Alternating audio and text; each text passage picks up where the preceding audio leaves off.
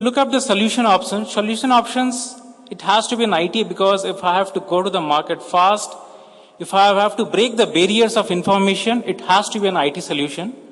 And we'll talk about how they went about it.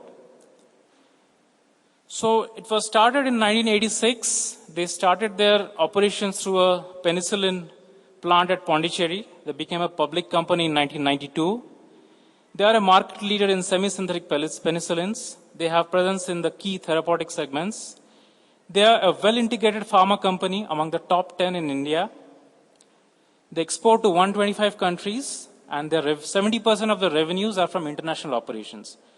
Now, the complexity comes here that they have 16 manufacturing units.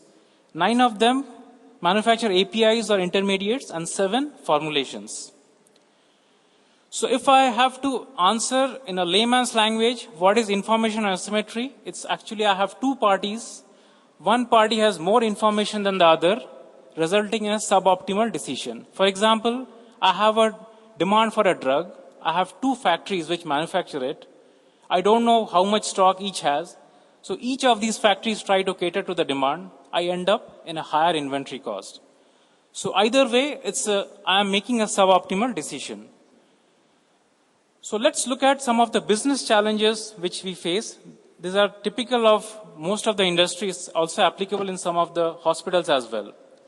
Demand forecasting. Yes, many companies have gone wrong with that. I don't say forecasting has to be accurate. It cannot be. But if it is 15-20% off, I can still manage it. But if it is 100% off, either way, either there's an unmet demand or what I end up is more inventory. There was an ad hoc supply planning. Whatever the demand was coming, somehow meet it. There were silos across departments. Marketing, sales, production were fighting over which is the correct data. There was no real-time information flow. If we are talking about reaching faster, there has to be information flow. There were huge pile-up of inventory, and add to the complexity of the pharma industry, there's obsolescence.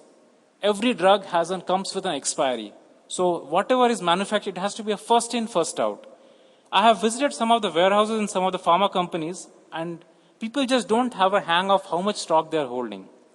There was poor cost management. They didn't know actually how much cost was incurred in building that drug.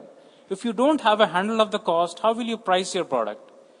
There was a bureaucratic business process. It was paper and signature intensive. A purchase order went through a 5-level approval, and the files have to be moved from one department to another, resulting in delays. So the solution options which they had was primarily 2. They had an option of building a custom solution. Yesterday, somebody spoke about open source. Works very well. It actually fits your specific needs. You have a lower upfront cost. You can go for an immediate fix. But the major challenge which we have seen, that scalability. We have typically companies which ran very well on the legacy system, came back that we are not able to scale. And second is supporting new technology. 2 disparate softwares don't talk to each other. Of course, you can always have a commercial off-the-shelf product. It's scalable. It has best practices, but it's expensive. If you don't have a major plan of scaling up, I will recommend not to go for an ERP solution. It's better you go for a custom solution. And ERP, the way they are built is they take the best out of the industry, so it may not be fitting exactly your requirements. So in one word, if I have to look at the benefits of ERP system is, it's a single source of truth. Nobody will fight over which is the correct data. So let's look at what Aurobindo Pharma went ahead with.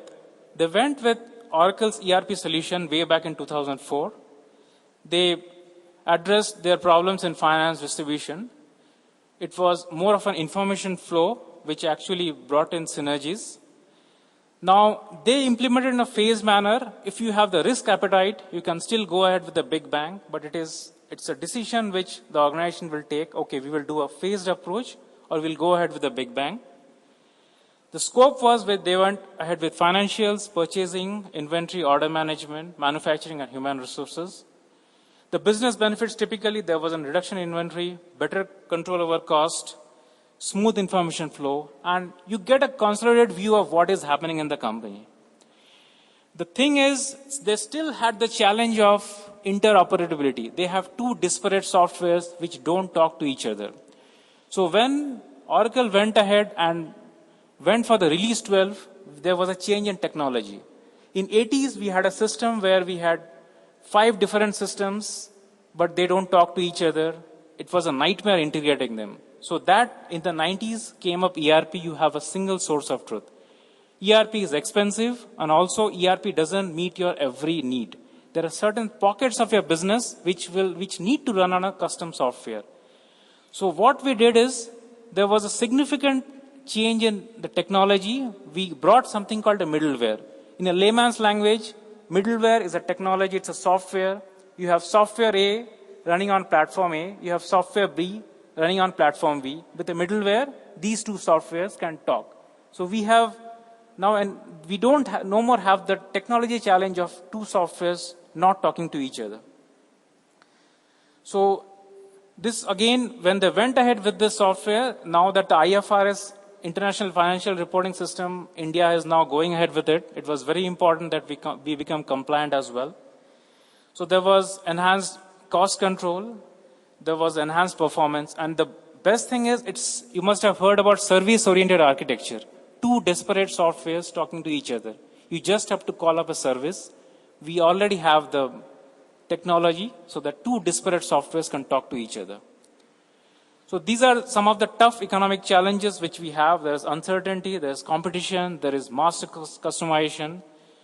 So initially supply chains were built on inventory, but now moving forward, supply chains need to be built on information. The stage 3 which they went ahead, they went with the advanced supply chain planning solution where they had better handle of how much to prepare, where to prepare. And they also wanted something called a simulation tool. This is a typical example of another software talking to another software. Though it comes from the same stack, Oracle, is known for acquisitions.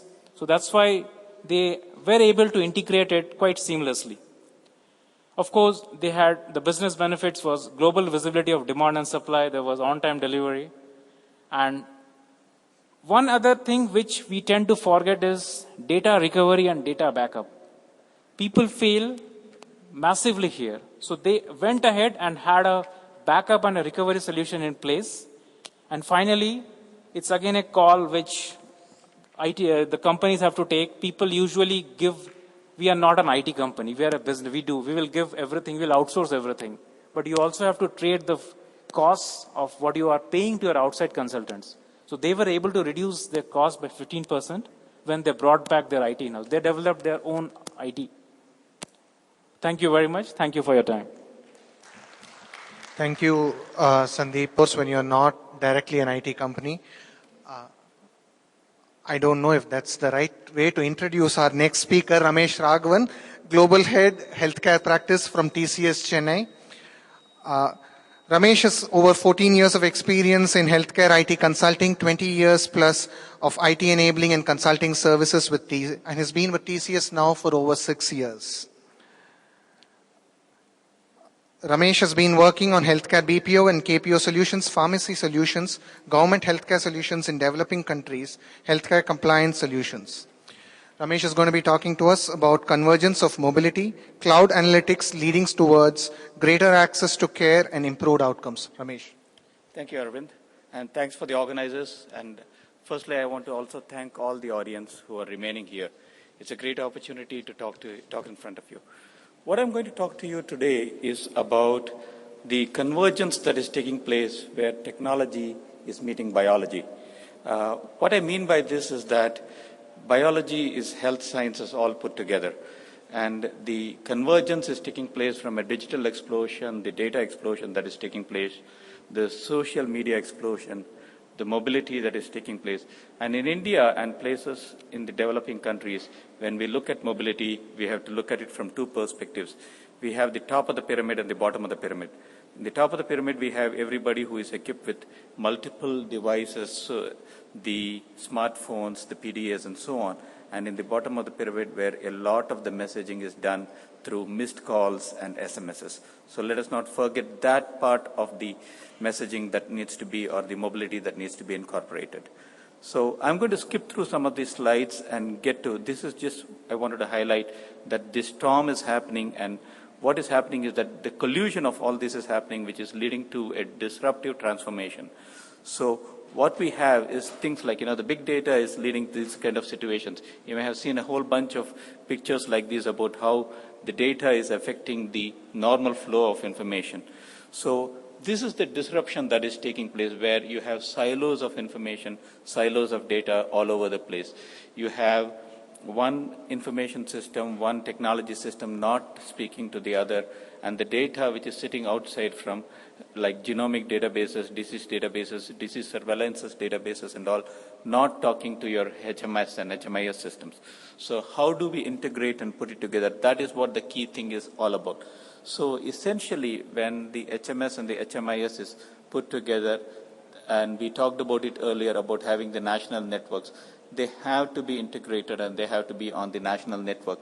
That is the only time when value is created.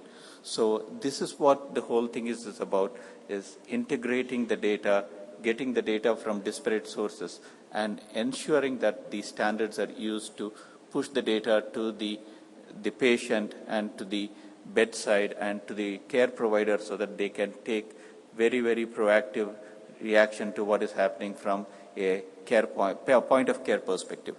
So the whole thing is about, bringing it all together. And when all of this comes together, that's when you're going to be able to live and work on the predictive modeling and the proactive support of the care or the point of care. And, this is the slide which yesterday Sumant from my company started. And I want to end with this slide. And this is a slide where we talk about the value creation. The key point which I want to take home for all of us is that primarily we are in the business of healthcare, and business is about value creation. So we talk a lot about data and more data yesterday and today.